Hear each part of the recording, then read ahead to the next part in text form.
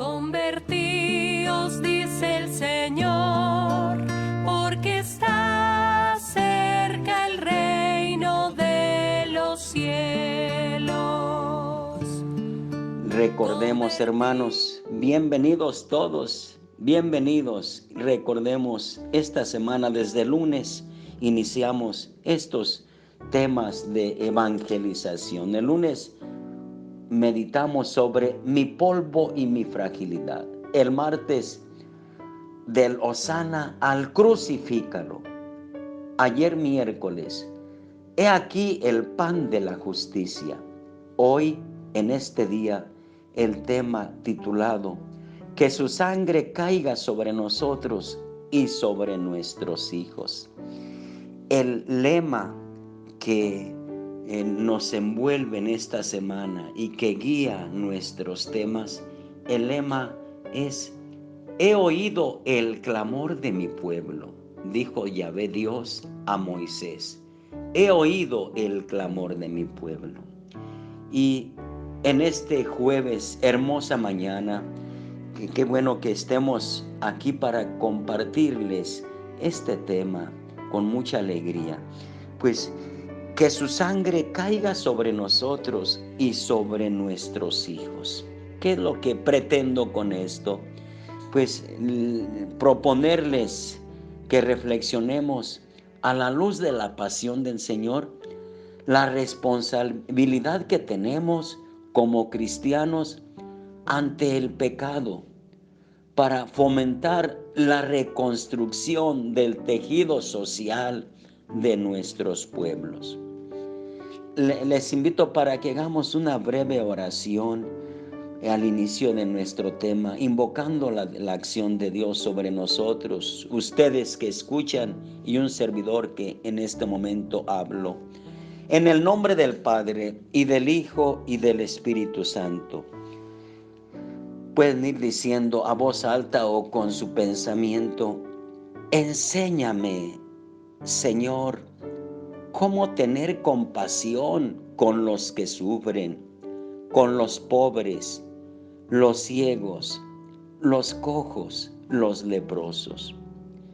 Enséñame cómo revelaste tus emociones más profundas, como cuando derramaste tus lágrimas, cuando sentiste compasión y angustia hasta el punto de sudar sangre y requeriste de un ángel que te consolara.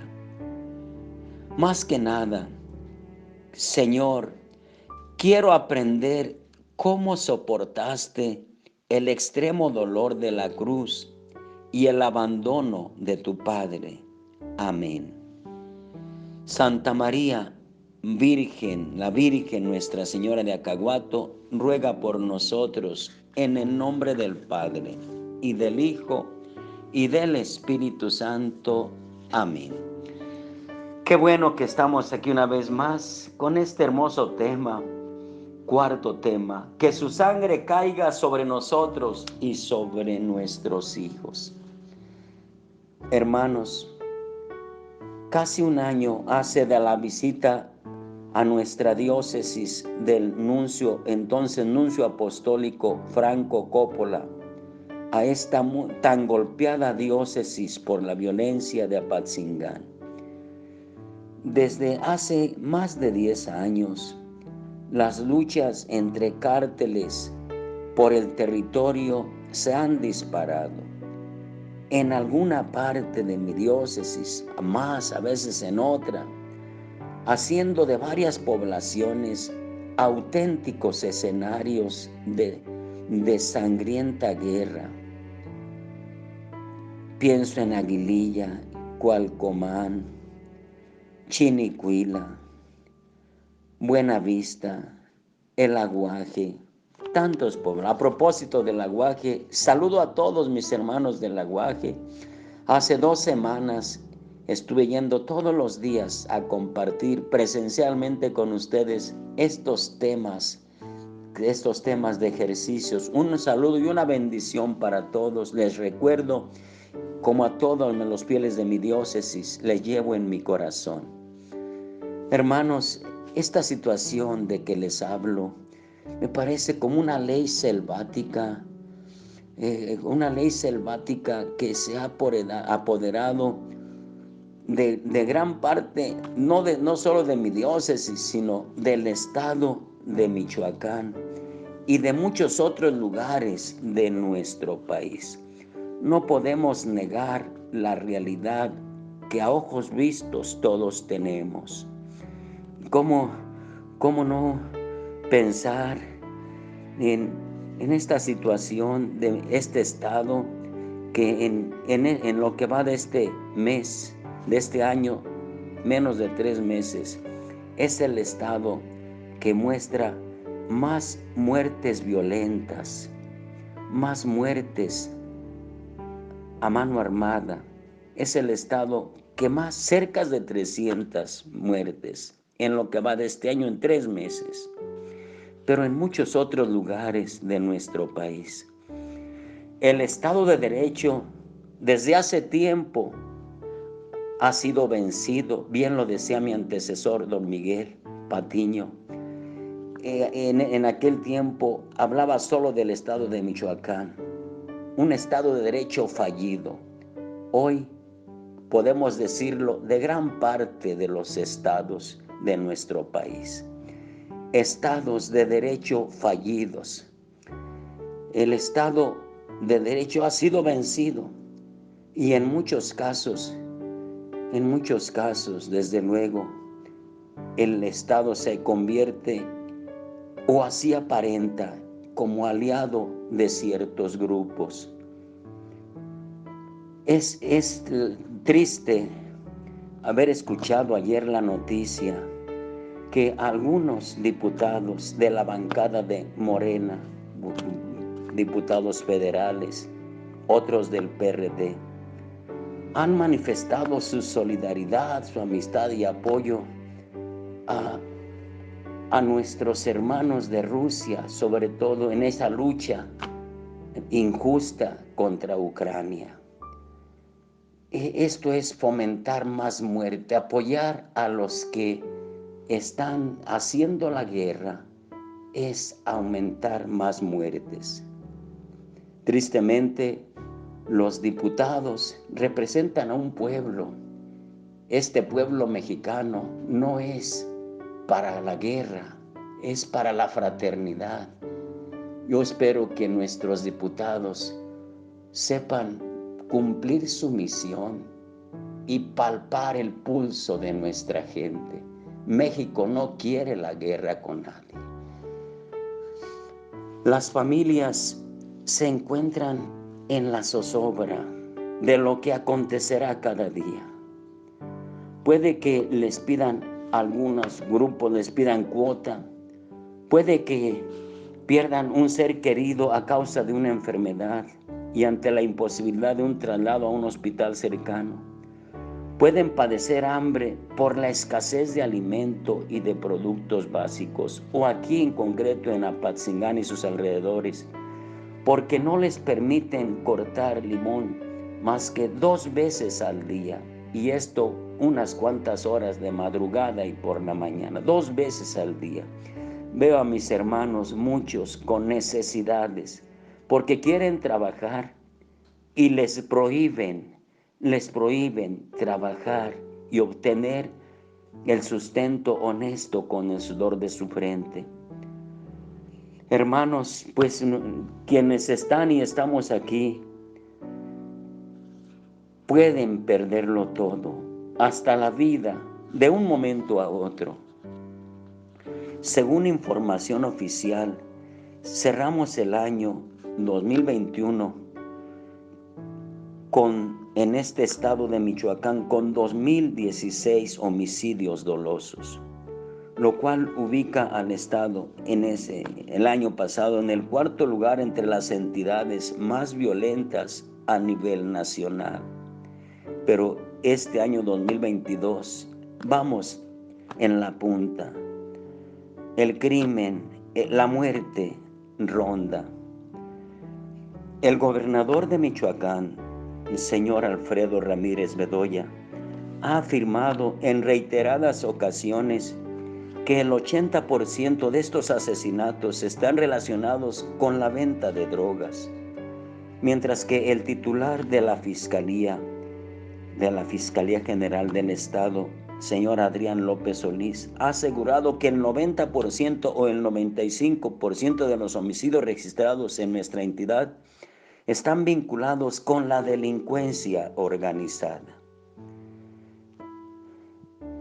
Estos datos nos invitan a preguntarnos qué pasa en el corazón de quienes provocan dolor y muerte en la sociedad. ¿Cuál es la diferencia con quienes no realizan este tipo de acciones? Tal parece que la única ventaja de los sicarios es tener el poder de un arma. Así, el que tiene un arma es el que se ve más fuerte y puede imponer su ley donde le plazca. Lo constatamos desde inicio de este año 2022, en donde los asesinatos son perpetrados a plena luz del día o en lugares que tiempo atrás eran poco evidentes para cometer delitos. Lo que acaba de pasar el domingo anterior, la muerte de 21 hermanos allí en un palenque. ¿Será cierto que en verdad el poder está en las armas? Preguntémonos, ¿acaso el poder está en las armas? Profundicemos esto que vemos, profundicemos, hermanos. Les invito para que escuchemos la palabra de Dios, Mateo 27, 19 a 26. Mientras Pilato estaba sentado en el tribunal, su mujer le mandó decir: no te metas con ese justo, porque hoy he sufrido mucho en sueños por su causa. Entonces los sumos sacerdotes y los ancianos convencieron a la multitud para que pidieran la libertad de Barrabás y a Jesús condenarlo a muerte. Así pues, cuando el procurador les dijo: ¿a cuál de los dos quieren que les suelte?, respondieron: a Barrabás. Pilato les preguntó: ¿y qué voy a hacer con Jesús, el llamado Cristo? Respondieron todos: crucifícalo. Pero ¿qué mal ha hecho?, preguntó Pilato. Mas ellos seguían gritando con más fuerza: crucifícalo. Entonces Pilato, viendo que nada podía hacer, sino que más bien se promovía el tumulto, tomó agua y se lavó las manos delante de la gente, diciendo: ustedes sabrán. Y todo el pueblo respondió: su sangre caiga sobre nosotros y sobre nuestros hijos. Entonces les soltó a Barrabás, y a Jesús, después de azotarle, se los entregó para que fuera crucificado. Palabra del Señor. Gloria a ti, Señor Jesús. El Viernes Santo, Pilato es obligado por la muchedumbre a condenar a Jesús, el justo, mediante proceso romano, y realiza el simbólico gesto de lavarse las manos, diciendo: soy inocente de la sangre de este hombre, ustedes verán. E inmediatamente el pueblo responde: su sangre caiga sobre nosotros y sobre nuestros hijos. Esta frase, repetida por el pueblo, es la expresión del convencimiento del delito de blasfemia cometido por Jesús. Pero más allá de esa convicción, reside la conciencia de responsabilizarse por la sangre de Jesús. Es una actitud que refleja la seguridad de quien piensa que está haciendo bien las cosas. Sin embargo, su percepción es errónea. Suele ocurrir que cuando se comete un pecado, en realidad se está buscando un bien, pero de forma equivocada. Esto es el telón de fondo de la escena reportada por Mateo, que contiene una paradoja. Para el pueblo, aunque el pueblo se está equivocando al aclamar la muerte del inocente, esa misma sangre que será derramada unos momentos después será la sangre que caerá sobre ellos para liberarlos del pecado y abrirles los ojos. En realidad, ellos y sus hijos recibirán la sangre de Jesús que los purificará y finalmente los salvará. El escenario de muerte que encontramos en este relato evangélico, donde se pide la muerte de un inocente, es el mismo escenario que encontramos frente a nosotros todos los días. La muerte de tantos hombres y mujeres es la misma muerte de Jesús. Y como lo vemos reflejado en el relato evangélico, es consecuencia de la profunda herida de pecado que llevamos dentro. Una herida en dos direcciones, hacia nosotros mismos y hacia el prójimo. El pecado nos hiere a nosotros y también hiere a los demás. Somos testigos de la violencia y no la aprobamos, pero preguntémonos, ¿qué tenemos que ver nosotros en el crecimiento de este descorazonamiento humano? Nos debemos someter a un examen de conciencia, confrontando nuestro pecado personal con el pecado social. El Papa San Juan Pablo II en 1984 tocó por primera vez el término de pecado social en la exhortación apostólica Reconciliatio e Penitencia. Ahí en el número 16 afirma que el pecado social tiene tres significados. Primero, tiene un significado personal, el pecado personal. En virtud de una solidaridad humana tan misteriosa e imperceptible como real y concreta, el pecado personal repercute en cierta manera en los demás. No existe pecado alguno que afecte exclusivamente, solamente a aquel que lo comete. Todo pecado repercute con mayor o menor intensidad, con mayor o menor daño en todo el conjunto eclesial y en toda la familia humana. También el segundo significado, el pecado social tiene un contenido objetivo. El pecado social es social todo pecado cometido contra los derechos de la persona humana, comenzando por el derecho a la vida, sin excluir la del que está por nacer. El que no ha nacido tiene derecho a nacer. O también la agresividad contra la integridad física de alguno. Todo pecado contra la libertad ajena, especialmente contra la suprema libertad de creer en Dios y de adorarlo, son pecados sociales.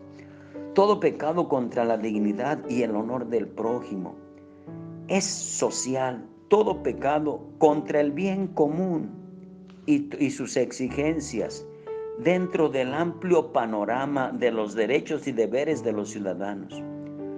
Puede ser social el pecado de obra o de omisión por parte de los dirigentes políticos, autoridades, dirigentes económicos y sindicales, que aún pudiéndolo, no se empeñan con sabiduría en el mejoramiento o en la transformación, una transformación para bien de la sociedad, no para mal, porque hay transformaciones que nos llevan a más mal. Entonces las autoridades han de buscar transformaciones que nos lleven a tener más paz, más el bien común de la sociedad, según las exigencias y las posibilidades del momento histórico. Tercer sentido de la paz social, del pecado social, se refiere a las relaciones entre las distintas comunidades humanas. Estas relaciones no están siempre en sintonía con el designio de Dios, que quiere en el mundo justicia, libertad y paz entre los individuos, entre los grupos y los pueblos.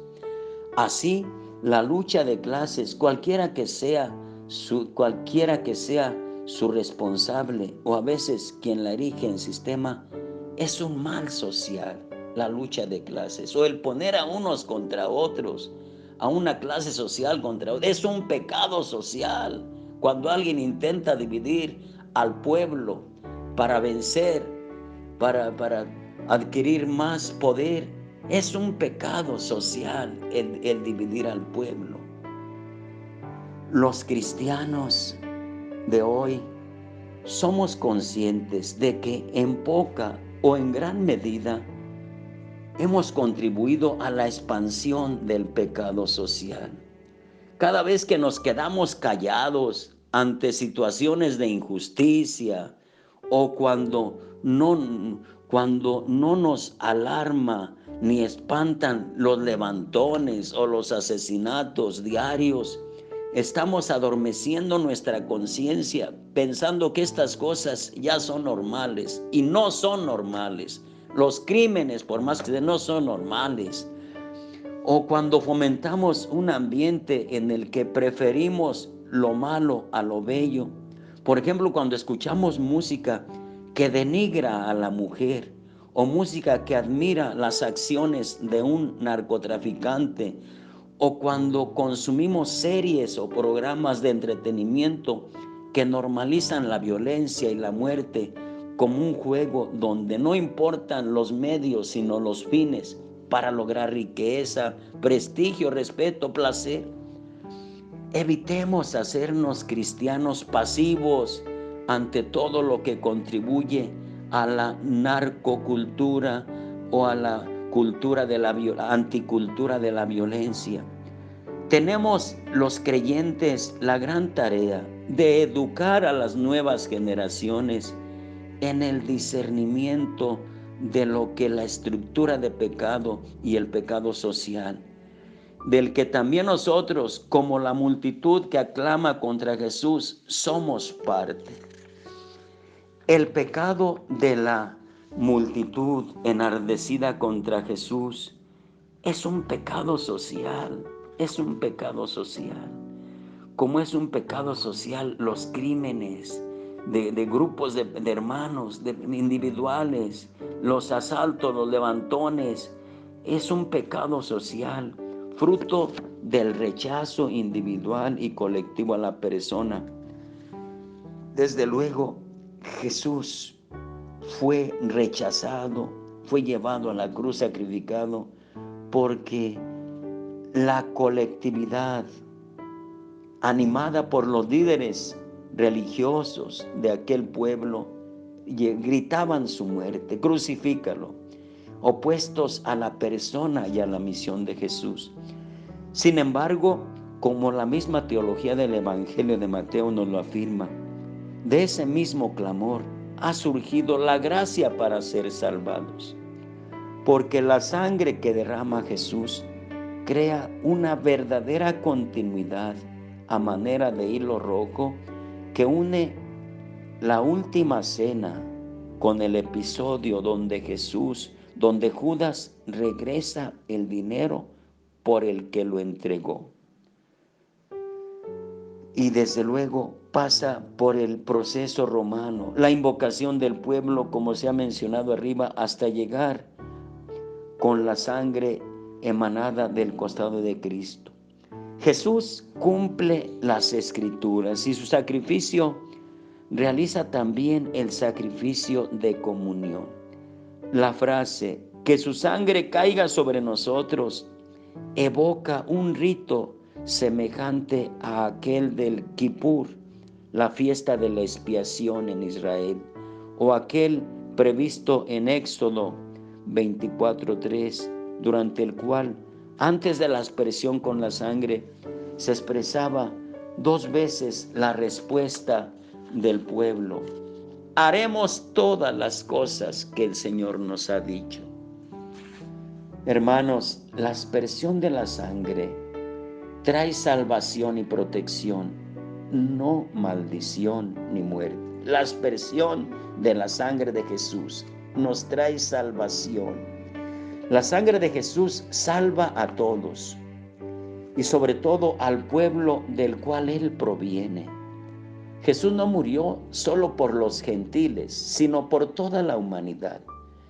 Es el rescate para todos, sean judíos o gentiles. De igual manera, Jesús rescata del pecado personal y social a todos aquellos que con arrepentimiento quieren alejarse del mal. Él perdona a los victimarios con la única condición de que se arrepientan. Él perdona a los victimarios con la única condición de que se arrepientan. Si no se arrepienten, yo no sé cómo podrá salvarlo nuestro Señor. ¿Cómo? Si no se arrepienten y cambian su vida. Y también ora Jesús al Padre diciendo: Padre, perdónales porque no saben lo que hacen. Hermanos, hoy ya no es necesario seguir derramando sangre humana, porque la única sangre que salva ya ha sido derramada, aspergida sobre todos. Es la sangre de Jesús. Antes de terminar, hermanos, miren, la exhortación apostólica Reconciliatio et Penitencia nos recuerda que la solidaridad humana existe para bien, pero también puede existir para mal, como algo para actuar. Yo quiero invitarlos a todos, fomentemos la solidaridad humana en el bien, no en el mal. No seamos cómplices, sino seamos hermanos solidarios para hacer el bien. Cuando la solidaridad existe en el mundo para el bien, se da la comunión de los santos. Y cuando existe para el mal, desciende y abaja por el pecado a la iglesia y al mundo. Les invito, antes de darles la bendición, se nos está terminando el tiempo, antes de dar la bendición, les invito para que oremos al Señor. Quiero invitarles, digan todos después de cada invocación: perdón, Señor, perdón. Por la violencia a los derechos humanos, todos digan: perdón, Señor, perdón. Por los abortos, perdón, Señor, perdón. Por las mujeres desaparecidas durante este año, perdón, Señor, perdón. Por los hombres levantados en nuestras comunidades, perdón, Señor, perdón. Por los asesinatos perpetrados a plena luz del día y sin escrúpulo, perdón. Por quienes se enriquecen por la venta de drogas, perdón, Señor. Por la lucha de territorios entre los cárteles, perdón, Señor. Por la música que denigra a la mujer, por las canciones que ensalzan el narcotráfico, perdón, Señor. Por los niños que crecen en ambientes violentos y de muerte, perdón, Señor, perdón. Por los ancianos que no gozan de ninguna seguridad, por las familias que han sido desplazadas de sus comunidades para asegurar sus vidas, por las balaceras que producen ansiedad y temor en las personas inocentes, por los victimarios que no se tocan el corazón al cometer atrocidades, perdón, Señor, perdón.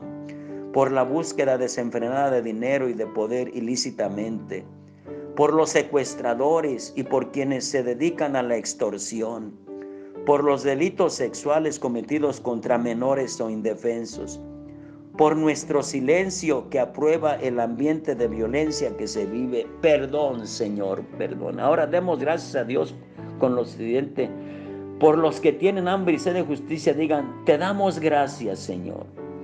Por los que trabajan por la paz y la justicia, por los perseguidos por causa de la justicia, te damos gracias, Señor. Por los que perdonan siempre y evitan venganzas, perdón, Señor. Por los que tienen poco y eso poco lo ofrecen a quien lo necesita. Por los que ayudan a los más desfavorecidos a causa de la mala distribución de la riqueza. Por los que tienen responsabilidades o cargos políticos, por los que realmente buscan el bien de las comunidades, oremos. Por los obispos, sacerdotes, religiosas y laicos que alzan la voz